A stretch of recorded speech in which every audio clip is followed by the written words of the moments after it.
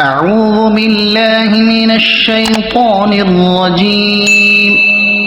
بسم الله الرحمن الرحيم. ومن الناس من يقول آمنا بالله وباليوم الآخر وما هم بمؤمنين يخادعون الله والذين آمنوا وما يخدعون إلا أنفسهم وما يشعرون. في قلوبهم مرض فزادهم الله مرضا ولهم عذاب أليم بما كانوا يكذبون. وإذا قيل لهم لا تفسدوا في الأرض قالوا إنما نحن مصلحون. ألا إنهم هم المفسدون ولكن لا يشعرون. وإذا قيل لهم آمنوا كما آمن الناس قالوا أنؤمن كما آمن السفهاء. ألا إنهم هم السفهاء ولكن لا يعلمون. وإذا لقوا الذين آمنوا قالوا آمنا وإذا خلوا إلى شياطينهم قالوا إنا معكم إنما نحن مستهزئون. الله يستهزئ بهم ويمدهم في طغيانهم يعمهون. أولئك الذين اشتروا الضلالة بالهدى فما ربحت تجارتهم وما كانوا مهتدين. مثلهم كمثل الذي استوقد نارا فلما أضاءت ما حوله ذهب الله بنورهم وتركهم في ظلمات لا يبصرون. صم بكم عمي فهم لا يرجعون. أو كصيب من السماء فيه ظلمات ورعد وبرق يجعلون أصابعهم في آذانهم من الصواعق حذر الموت والله محيط بالكافرين. يكاد البرق يخطف أبصارهم كلما أضاء لهم مشوا فيه وإذا أظلم عليهم قاموا ولو شاء الله لذهب بسمعهم وأبصارهم إن الله على كل شيء قدير.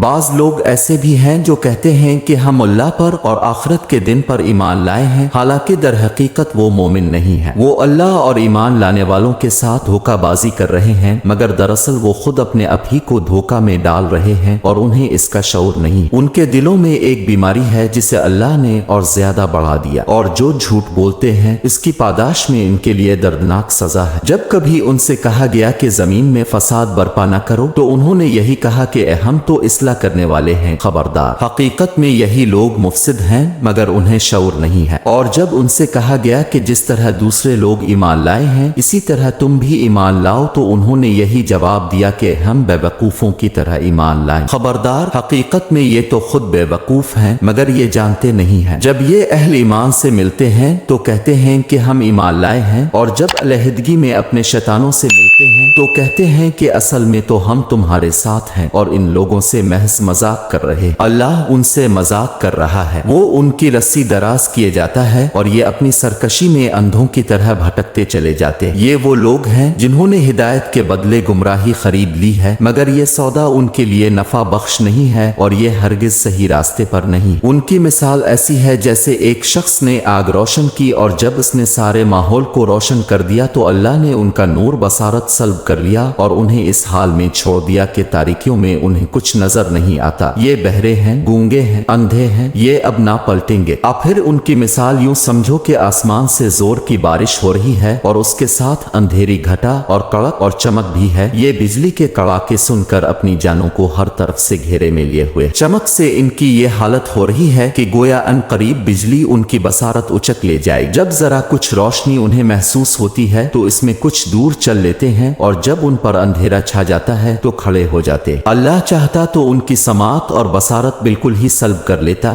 یقیناً وہ ہر چیز پر قادر ہے۔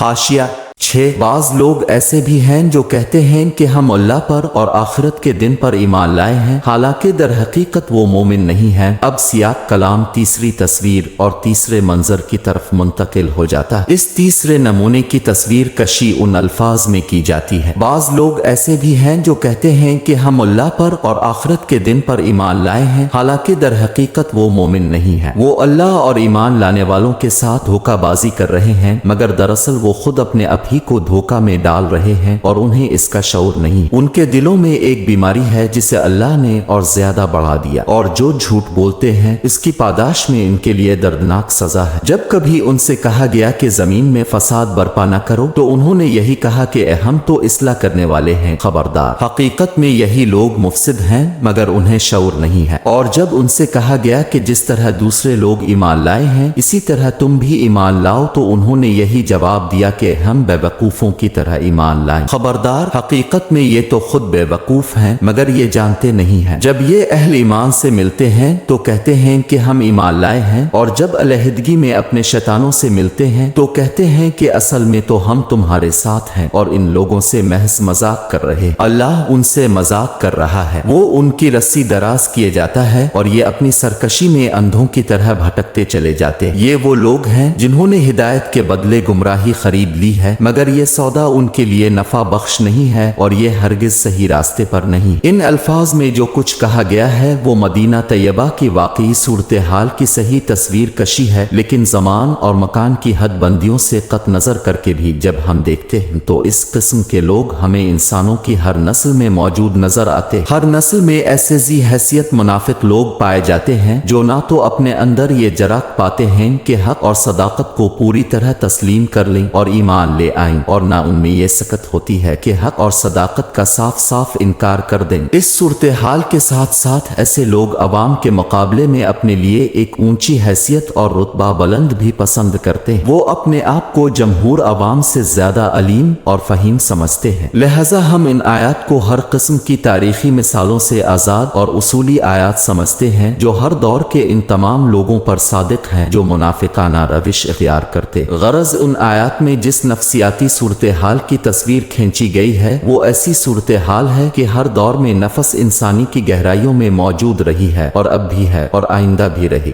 حاشیہ 7 وہ اللہ اور ایمان لانے والوں کے ساتھ دھوکہ بازی کر رہے ہیں مگر دراصل وہ خود اپنے آپ ہی کو دھوکہ میں ڈال رہے ہیں اور انہیں اس کا شعور نہیں ہے۔ اس قسم کے لوگ ہمیشہ اللہ اور یوم آخرت پر ایمان اور خادم اسلام ہونے کا دعویٰ کرتے ہیں، لیکن در حقیقت ان کے دل دولت ایمان سے خالی ہوتے ہیں۔ یہ سری طور پر منافقت میں مبتلا ہوتے ہیں، یہ بزدل ہوتے ہیں اور مومنین کے بارے میں ان کی جو حقیقی رائے ہوتی اس کا اظہار کرنے کی جرأت ان کے اندر نہیں ہوتی۔ ایسے لوگ ہمیشہ اس ضم میں مبتلا رہتے ہیں کہ وہ غائب درجے کے ذہین، معاملہ فہم اور پالیسی باز ہیں اور وہ ہر حال میں ان سادہ لو مومنین کو طرح دے سکتے ہیں۔ قرآن مجید کہتا ہے کہ ایسے لوگ صرف مومنین ہی کو نہیں بلکہ اللہ کو بھی دھوکہ دینے کی کوشش کرتے ہیں۔ وہ اللہ اور ایمان لانے والوں کے ساتھ دھوکہ بازی کر رہے ہیں۔ اس آیت اور اس جیسی دوسری آیات میں ایک عظیم حقیقت کھل کر ہمارے سامنے آتی۔ یہ اللہ تعالیٰ کا ایک عظیم الشان فضل اور کرم ہے کہ قرآن کریم میں بار بار اور بتاکید اور تکرار اس کا اظہار ہوا ہے، اور اسی میں دراصل بندہ مومن اور اللہ تعالیٰ کے درمیان قائم رب اور تعلق کا راز پنہاں، یعنی اللہ تعالیٰ مومنین کے محاذ کو خود اپنا محاذ محاذ قرار دیتا ہے، ان کے معاملات اور حالات کو خود اپنے معاملات اور حالات قرار دیتا ہے۔ اللہ تعالیٰ انہیں اپنے ساتھ ملاتا ہے اور انہیں اپنے دامن شفقت اور رافت میں لیتا ہے، ان کے دشمن کو خود اپنا دشمن قرار دیتا ہے، ان کے خلاف کی جانے والی سازشوں کو اپنے خلاف سازش قرار دیتا ہے۔ یہ اس کی انتہائی شاہانہ کرم نوازی اور عزت افزائی ہے جس سے مومنین کی قدر اور منزلت اپنے انتہائی عروج تک جا پہنچتی ہے، اور جس سے اس بات کی تصدیق ہوتی ہے کہ اس کائنات میں ایمان باللہ ایک عظیم ترین حقیقت ہے جس سے دل مومن میں ثبات اور طمانینت کے سرچشمے پھوٹ نکلتے ہیں۔ وہ دیکھتا ہے کہ اللہ تعالیٰ ایک مومن کے مسائل اور مشکلات کو اپنے دست قدرت میں لے لیتا ہے، اس کا مرکہ اللہ کا مرکہ قرار پاتا ہے، اس کا دشمن اللہ کا دشمن بن جاتا ہے، اللہ اسے اپنے محاذ میں لے لیتا ہے اور اپنے عمل عاطفت میں داخل کر لیتا ہے۔ اس کے مقابلے میں پھر انسانوں اور حقیر بندوں کی سازشوں، دھوکہ بازیوں اور ایذا رسانیوں کی حقیقت کیا رہ جاتی ہے۔ اس حقیقت کا دوسرا رخ یہ ہے کہ اس میں ان لوگوں کے لیے ایک خوفناک تہدید ہے جو مومنین کو دھوکہ دینے کی کوشش کرتے ہیں، ان کے خلاف سازشیں کرتے ہیں اور ان کی ایذا رسانی کے درپے ہوتے ہیں۔ انہیں کہا جا رہا ہے کہ ان کی یہ جنگ صرف مومنین کے خلاف ہی نہیں بلکہ وہ در حقیقت اس ذات اقدس کے خلاف صف آرا ہے جو قوی اور متین ہے اور قہار اور جبار۔ اللہ کے دوستوں سے برسر پیکار ہے کر وہ دراصل اللہ کے خلاف لڑ رہے ہیں اور اپنی ان ذلیلانہ سرگرمیوں کی وجہ سے اللہ کے قہر اور غضب کے مستحق بن رہے۔ مومنین کا یہ فرض ہے کہ وہ اس حقیقت عظمیٰ کے ان دونوں پہلوؤں پر اچھی طرح غور اور فکر کریں تاکہ انہیں اطمینان اور ثبات حاصل ہو اور وہ ٹھیک ٹھیک اپنی منزل کی طرف بڑھتے رہیں اور دھوکہ بازوں کے دھوکوں، سازشیوں کی سازشوں اور اشرار کی ایذا رسانیوں کی کوئی پرواہ نہ کرے۔ مومنین کے دشمنوں کو بھی ایک لمحہ کے لیے اس حقیقت پر غور کر لینا چاہیے، انہیں چاہیے کہ وہ سوچ لے کہ وہ کس کے ساتھ برسر پیکار ہیں اور کس ذات کے قہر اور غضب کا مستحق بن رہے۔ انہیں اس بات سے ڈرنا چاہیے کہ مومنین کے در پہ آزاد ہے کر وہ کیا خطرہ مول لے رہے۔ اب ہم دوبارہ ان لوگوں کی طرف متوجہ ہوتے ہیں جو بزم خود مومنین کو دھوکہ دینا چاہتے ہیں اور اپنے آپ کو غائب درجہ کا ذہین اور معاملہ فہم تصور کرتے اور کہتے کہ ہم اللہ اور یوم آخرت پر ایمان لائے، لیکن ملاحظہ کیجئے کہ آیت کے اختتام سے پہلے ہی وہ کس عظیم مذاق کا شکار ہو جاتے، مگر دراصل وہ خود اپنے آپ ہی کو دھوکہ میں ڈال رہے ہیں اور انہیں اس کا شعور نہیں ہے، یعنی وہ اس قدر غافل ہیں کہ خود اپنے آپ کو دھوکہ دے رہے اور انہیں اس کا شعور تک نہیں، اور اللہ ان کی سب حرکات سے باخبر رہے۔ مومنین تو وہ براہ راست اللہ تعالیٰ کی حفاظت میں ہیں اور ان کے ذلیلانہ مکر اور فریب سے وہ خود انہیں بچا رہا ہے، لیکن یہ نادان خواہ مخواہ دھوکہ کھا رہے اور اپنے آپ کو برائی اور گناہوں سے ملوث کر رہے ہیں اور یہ سمجھتے ہیں کہ روش نفاق اختیار کر کے انہوں نے بہت نفع بخش سودا کیا اور اس سے انہیں کافی فائدہ پہنچا، لیکن اس طرح وہ مومنین کی سوسائٹی میں اعلان کفر جیسے مشکل کام سے بھی بچ گئے اور مومنین کے ساتھ نئے معاشرے کے مفادات بھی انہوں نے سمیٹے، حالانکہ جس کفر کو وہ اپنے دل میں چھپا رہے ہیں وہ انہیں ہلاکت کے گھڑے کی طرف لے جا رہا ہے۔ ان کا نفاق ان کے لیے تباہی کا سامان ہے اور اس کی وجہ سے وہ ایک نہایت نامسعود انجام تک پہنچنے والے۔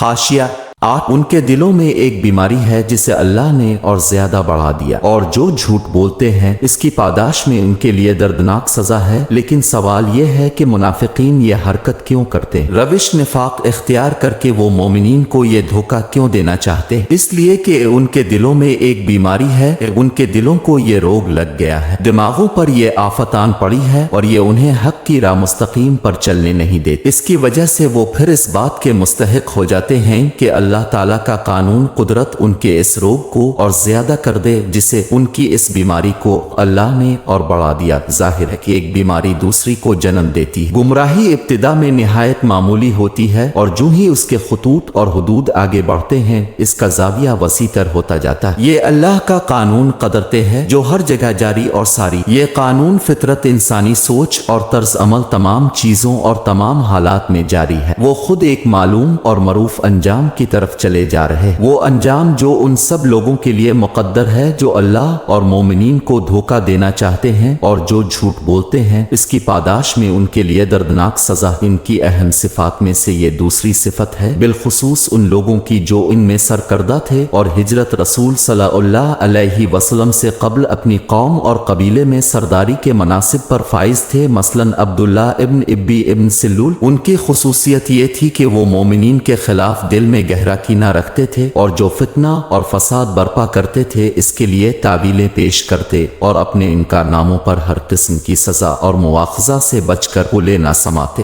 حاشیہ 9 جب کبھی ان سے کہا گیا کہ زمین میں فساد برپا نہ کرو تو انہوں نے یہی کہا کہ ہم تو اصلاح کرنے والے ہیں۔ گویا یہ لوگ جھوٹ اور فریب پر ہی اکتفا نہیں کرتے بلکہ وہ مومنین کو بے وقوف سمجھتے ہوئے الٹا یہ دعویٰ بھی کرتے ہیں کہ ہم تو مصلح ہیں۔ وہ اس نصیحت کا کہ زمین میں فساد نہ کرو یہ سادہ جواب نہیں دیتے کہ بھائی ہم کب فساد برپا کر رہے ہیں، بلکہ وہ اکڑ کر یہ ادا کرتے ہیں کہ مصلح تو ہیں ہی ہم۔ ہر دور اور ہر زمانے میں لوگوں کی یہ قسم دیکھنے میں آئی ہے کہ وہ عملاً فساد کی بدترین شکلیں برپا کر رہی ہوتی ہیں اور اس کا دعویٰ یہ ہوتا ہے کہ ہم تو بس اصلاح معاشرہ چاہتے ہیں۔ جب معاشرہ میں بلند اقدار تباہ ہوتی ہیں تو ایسے لوگ پیدا ہوتے، وہ اخلاص اور پاکیزگی نفس سے محروم ہوتے ہیں، اور جب اخلاص جاتا رہے اور نفس انسانی میں فساد پیدا ہو جائے تو تمام اعلیٰ قدریں اور حسن وقبہ کے پیمانے از خود ختم ہو جاتے، اور جن لوگوں کے دلوں میں خلوص اور ایمان نہ رہے وہ کبھی بھی فساد فکر اور عمل کا شعور نہیں پا سکتے، اور ان کے دل اور دماغ میں خیر اور شر اور اصلاح اور فساد کا جو پیمانہ ہوتا ہے وہ ان کی خواہشات نفسانی کی طرف جھکتا رہتا ہے اور ربانی نظام حیات کی طرف مائل نہیں ہوتا۔ اسی لیے ان کے اس دعوے کا یہ سخت لیکن حقیقت پسندانہ جواب دیا جاتا ہے۔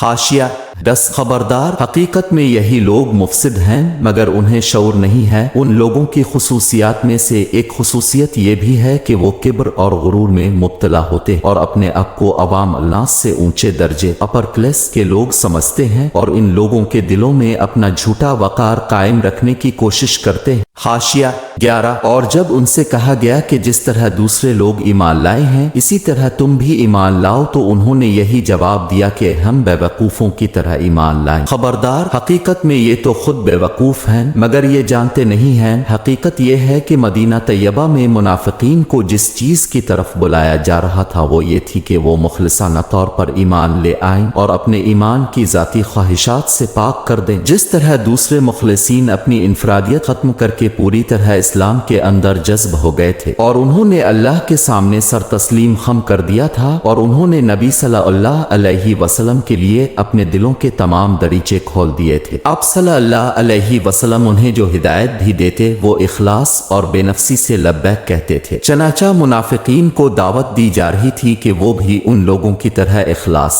استقامت اور واضح اور صاف دل اور دماغ کے ساتھ ایمان لائیں۔ لیکن یہ بھی ایک حقیقت ہے کہ یہ منافقین ان معنوں میں نبی کریم صلی اللہ علیہ وسلم کے سامنے پوری طرح جھکنے کے لیے تیار نہ تھے۔ وہ اپنے آپ کو اعلیٰ طبقے اپر کلاس کے لوگ سمجھتے تھے اور کہتے تھے کہ ان کے لیے تسلیم اور رضا کی یہ کیفیت ضروری نہیں ہے۔ یہی وجہ ہے کہ وہ مومنین کے بارے میں کہتے تھے کہ کیا ہم ان بے وقوفوں کی طرح اندھی اطاعت کرتے پھریں، اور قرآن نے بھی اس سخت تاکید اور جزم کے ساتھ ان کے اس ذم باطل کی تردید کی۔ خبردار، حقیقت میں یہ تو خود بے وقوف ہیں مگر یہ جانتے نہیں ہیں۔ سوال یہ ہے کہ کوئی بے وقوف کبھی یہ سمجھا ہے کہ وہ بے وقوف ہے، یا کوئی گمراہ کبھی یہ شعور رکھتا ہے کہ وہ زیادہ مستقیم سے ہٹ چکا ہے۔ حاشیہ 12 جب یہ اہل ایمان سے ملتے ہیں تو کہتے ہیں کہ ہم ایمان لائے ہیں، اور جب علیحدگی میں اپنے شیطانوں سے ملتے ہیں تو کہتے ہیں کہ اصل میں تو ہم تمہارے ساتھ ہیں اور ان لوگوں سے محض مذاق کر رہے ہیں۔ اس کے بعد اب منافقین کی آخری صفت کو بیان کیا جاتا ہے جس میں بتایا گیا ہے کہ یہ لوگ صرف جھوٹ، فریب کاری، تحقیر مسلمین اور اداک اور تالی ہی میں مبتلا نہیں بلکہ ان مذموم صفات کے ساتھ وہ پست ہمت، لعین، سازشی اور مکار بھی ہیں۔ اس آیت میں ان کی یہی حالت بیان ہوئی ہے۔ بعض لوگ اس ذلت اور کمینگی کو قوت اور حکمت سمجھتے ہیں۔ مکر اور فریب ان کے پر خیال میں غائب درجے کی فراست اور سیاست ہوتی، حالانکہ یہ چیز در حقیقت بیچارگی اور خسیس پنے کی آخری حد ہوتی۔ ایک پرشوکت اور قوی انسان کبھی کمینہ اور خبیث النفس نہیں ہو سکتا۔ نہ اسے مکر اور فریب کی ضرورت پڑتی ہے، نہ اسے اس بات کی ضرورت پڑتی ہے کہ وہ تنہائی میں چغل خوریاں کرے اور تانے اور طنز سے دل کا غبار نکالے۔ ان منافقین کا یہ حال تھا کہ وہ کھلم کھلا مسلمانوں کا سامنا کرنے سے کترا رہے تھے اور مومنین سے مل کر اپنی طرف سے بھی اس بات کا اظہار کر رہے تھے کہ ہم مومن ہیں، تاکہ اس طرح وہ مومنین کی جانب سے ہر قسم کی اذیت سے محفوظ رہیں اور اس طرح محفوظ اور مامون ہو کر مومنین کے خلاف نیش زنی کرتے رہیں۔ یہ لوگ جب اپنے شیاطین کے پاس جاتے جو غالباً یہود ہوا کرتے تھے اور جنہیں ایسے لوگوں میں سے ایسے کئی افراد مل جاتے تھے جو اسلامی صفوں میں انتشار اور اختلاف پھیلانے کے لیے استعمال، دوسری طرف یہودی بھی ایسے لوگوں کے لیے ایک سہارے اور ملجا اور ماوا کا کام کرتے تھے۔ چنانچہ یہ منافقین جب علیحدگی میں اپنے شیطانوں سے ملتے ہیں تو کہتے ہیں کہ اصل میں تو ہم تمہارے ساتھ ہیں اور ان لوگوں سے محض مذاق کر رہے۔ مومنین سے ان کا مذاق یہ تھا کہ وہ ایمان اور تصدیق قلبی کا اقرار کرتے تھے اور سمجھتے تھے کہ بس مومنین کیا جانتے ہیں کہ ہم کیا ہے۔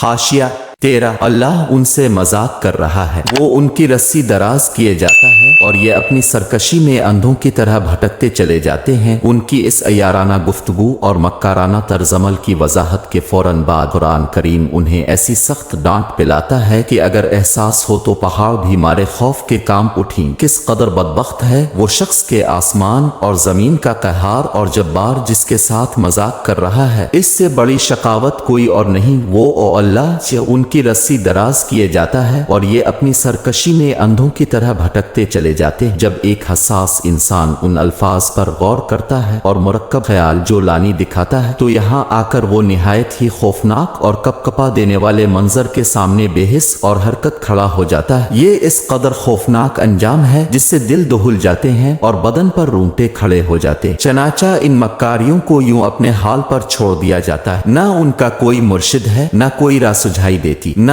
ان کے سامنے کوئی مقصد ہے۔ یہ لوگ اسی سرگردانی کی حالت میں ہوتے ہیں کہ اللہ کا دست قدرت انہیں اپنی شدید گرفت میں لے لیتا ہے اور یہ چوہوں کی طرح غفلت اور لاپرواہی کے عالم میں جال میں کود جاتا ہے۔ اللہ تعالیٰ کی جانب سے یہ ایک خوفناک انجام ہے اور اس کے مقابلے میں اس مذاق کی کوئی حیثیت نہیں ہے جو یہ اپنے خیال کے مطابق کر رہے۔ یہاں اس حقیقت کا اظہار ہو رہا ہے جس کی طرف ہم پہلے بھی اشارہ کر آئے ہیں کہ کفر اور اسلام کے مرکہ میں خود اللہ تعالیٰ مومنین کا والی اور مددگار ہوتا ہے۔ اللہ کے دوستوں اور بندوں کے لیے اس کی سرپرستی میں اگر تمانیت قلب کا ایک عظیم سرمایہ ہے تو اللہ تعالیٰ کے مخبوط الحواس غافل اور راندہ درگاہ دشمنوں کے لیے انجام بد اور ایک خوفناک پایانکار کی نشاندہی ہے جو اس کے لیے دھوکہ کھائے ہوئے ہیں کہ اللہ ان کے لیے رسی دراز کیے جا رہا ہے اور وہ اپنی سرکشی اور گمراہی میں سرگرداں یہ اندھے ہو رہے ہیں، غفلت میں ڈوبے جا رہے ہیں، حالانکہ ایک خوفناک انجام ان کا منتظر ہے۔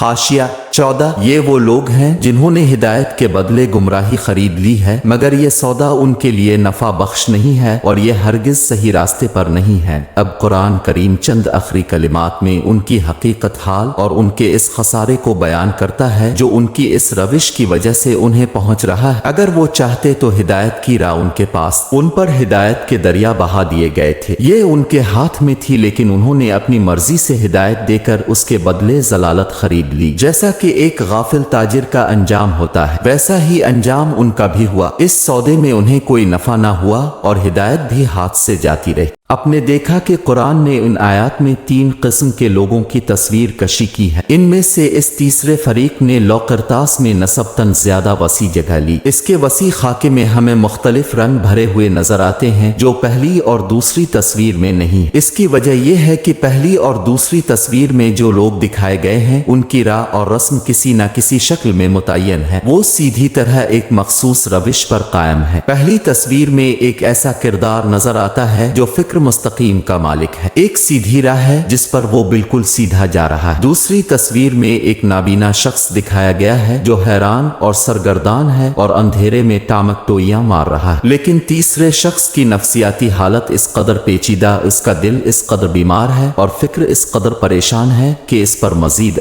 ایک آخری تبصرے کی ضرورت ہے۔ اس تصویر میں کچھ مزید خاکے ہیں اور ان میں رنگ بھرے گئے ہیں تاکہ اس گروہ کی مکروہ اور متلون شخصیت کے خد و خال اچھی طرح واضح ہو سکیں۔ اس تفصیلی بحث سے ایک طرف تو وہ کردار بھی اچھی طرح ہمارے سامنے آ جاتا ہے جو منافقین مدینہ فدائیان اسلام کی اظہار ثانی ان کے اندر انتشار اور بے چینی پھیلانے کے سلسلے میں ادا کر رہے، دوسری طرف اسلامی جماعت کو متنبع کر دیا جاتا ہے کہ ہر دور میں ایک منافق نظم جماعت کے لیے کس قدر خطرناک ثابت ہو سکتا ہے اور اسلامی جماعت میں ان منافقین کی پردہ وری اور ان کی سازشوں کو بے نقاب کرنے کی کتنی اہمیت اور ضرورت ہے۔ حاشیہ 15 ان کی مثال ایسی ہے جیسے ایک شخص نے آگ روشن کی اور جب اس نے سارے ماحول کو روشن کر دیا تو اللہ نے ان کا نور بصارت سلب کر لیا اور انہیں اس حال میں چھوڑ دیا کہ تاریکیوں میں انہیں کچھ نظر نہیں آتا۔ یہ بہرے ہیں، گونگے ہیں، اندھے ہیں، یہ اب نہ پلٹیں گے۔ چنانچہ مزید اور وضاحت کی خاطر قرآن کریم مثالیں دے کر اس گروہ کی نفسیات، اس کے مزاج کے تلون، اس کی بےثبتی اور قلابازیوں کی مزید نشاندہی کرتا ہے کہ ایسے افراد کے خد و خال نکھر کر ہمارے سامنے آ جائیں۔ اس آیت سے معلوم ہوتا ہے کہ ابتدا میں ان کا رویہ ایسا نہ تھا کہ انہوں نے ہدایت سے اعراض کیا ہو، اپنے کانوں میں انگلیاں ٹھونس لی ہوں، آنکھیں بند کر لی ہوں، اور نہ یہ صورت ہی کہ انہوں نے اس تحریک کے مطالعے سے انکار کیا ہو جیسا کہ کفار نے کیا، لیکن بعد میں انہوں نے ہدایت کے بدلے گمراہی کو پسند کر لیا، اور یہ فیصلہ انہوں نے سوچ سمجھ کر غور و خوض کے بعد کیا۔ انہوں نے آگ جلائی، اس نے ان کے ماحول کو روشن بھی کیا، لیکن انہوں نے اس سے کوئی فائدہ نہیں اٹھایا، حالانکہ وہ روشنی کے متلاشی تھے۔ جب ان لوگوں نے اپنی مطلوب روشنی کو پا کر بھی اس من موڑا تو اللہ نے ان کے اس رویے کی وجہ سے ان کا نور بصارت ہی سلب کر لیا اور انہیں اس حال میں چھوڑ دیا کہ تاریکی میں بھٹکتے پھریں، کیونکہ انہوں نے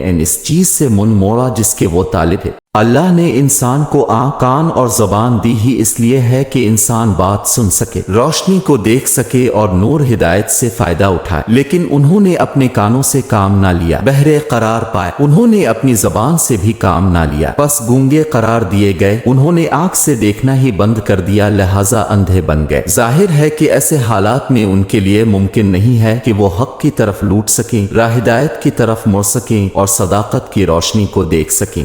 حاشیہ 16 اب پھر ان کی مثال یوں سمجھو کہ آسمان سے زور کی بارش ہو رہی ہے اور اس کے ساتھ اندھیری گھٹا اور کڑک اور چمک بھی ہے، یہ بجلی کے کڑاکے سن کر اپنی جانوں کو ہر طرف سے گھیرے میں لیے ہوئے چمک سے ان کی یہ حالت ہو رہی ہے کہ گویا ان قریب بجلی ان کی بصارت اچک لے جائے گی۔ جب ذرا کچھ روشنی انہیں محسوس ہوتی ہے تو اس میں کچھ دور چل لیتے ہیں، اور جب ان پر اندھیرا چھا جاتا ہے تو کھڑے ہو جاتے۔ اللہ چاہتا تو ان کی سماعت اور بصارت بالکل ہی سلب کر لیتا، یقیناً وہ ہر چیز پر قادر ہے۔ اب ایک دوسری تمثیل کے ذریعے ان کی نفسیاتی صورتحال کا تجزیہ کیا جاتا ہے، جس سے ان کے اندرونی اضطراب، حیرت اور خوف اور بے چینی کا اظہار ہوتا ہے۔ عجیب منظر ہے یہ بھی، جس دوڑ بھاگ، قلق اور اضطراب، گمراہی اور ضلالت، خوف اور روب، جزا اور فضا، حیرانی اور پریشانی، چمک دمک اور چیخ اور پکار کی مختلف تصویریں رواں اور دواں نظر آتی۔ آسمان سے موسلا دھار بارش ہو رہی ہے اور اس کے ساتھ اندھیری گھٹائیں اور نیز چمک اور بجلی کے کڑاکے کی سخت آوازیں ہیں۔ کچھ لوگ ہیں جو اس تیز چمک کی روشنی میں آگے بڑھنے کی کوشش کر رہے، اچانک اندھیرا ہو جاتا ہے، بیچارے کھڑے ہو جاتے ہیں، حیران اور پریشان ہیں، نہیں جانتے کہ کدھر جائیں، مارے خوف کے کانپ رہے ہیں، اور بجلی کے کڑاکے سن کر جان نکلی جا رہی ہے اور اس کی وجہ سے کانوں میں انگلیاں ٹھونسے لیتے۔ پورا منظر استگ اور تاس سے بھرا ہوا ہے، موسلا دھار بارش، تاریکیاں، کڑک اور چمک، خوفزدہ اور پریشان مسافر جو ڈرتے ڈرتے کچھ قدم آگے بڑھاتے اور اندھیرا آتے ہی رک جاتے۔ اس پورے منظر سے قرآن کریم یہ مثبت تاثر دینا چاہتا ہے کہ منافقین کسی طرح قلق اور اضطراب، حیرانی اور پریشانی، گمراہی اور سرگردانی کا شکار، ادھر مومنین سے ملتے ہیں، ادھر اپنے شیاطین سے بھی ان کی ملاقات ہے، ادھر اقرار حق ہے تو ایک لحظہ بعد انکار اور سرکشی ہے۔ وہ نور اور ہدایت کے متلاشی ہیں، لیکن وہ عملاً اندھیروں اور گمراہیوں میں پھنسے ہوئے ہیں۔ یہ ایک انتہائی محسوس تمثیل اور منظر ہے، لیکن منافقین کی خفیہ ترین نفسیاتی صورتحال کو آئینہ دکھا رہا ہے، شعوری صورتحال کو مجسم شکل میں ظاہر کر رہا ہے۔ یہ قرآن مجید کا مخصوص اور عجیب اسلوب بیان ہے۔ قرآن کریم نفسیاتی اور الجھی ہوئی ذہنی کیفیات کو اس طرح مخصوص انداز میں بیان کرتا ہے کہ وہ مجسم شکل میں آنکھوں کے سامنے کھڑی ہوئی نظر آتی۔